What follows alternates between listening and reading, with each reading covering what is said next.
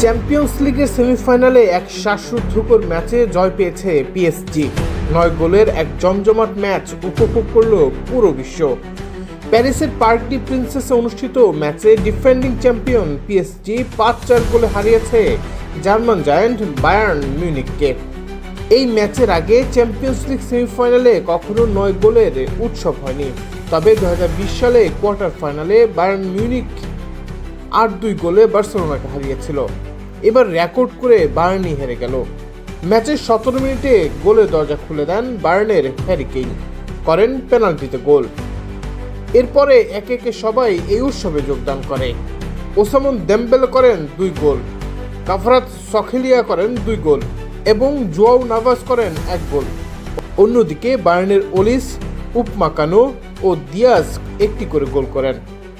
এই ম্যাচে লক্ষণীয় বিষয় 2 দলের উইঙ্গাররাই গোল করেছেন। তার লেফট ব্যাক অসহায় হয়ে পড়েছিল। যা হোক, আগামী 7 মে বায়ার্নের মাঠে দ্বিতীয় ম্যাচ অনুষ্ঠিত হবে। সেই ম্যাচই সিদ্ধান্ত নেবে কোন দল ফাইনালে যাচ্ছে। আমরা চাইবো এরকম আর একটা ম্যাচ দেখতে, নাকি?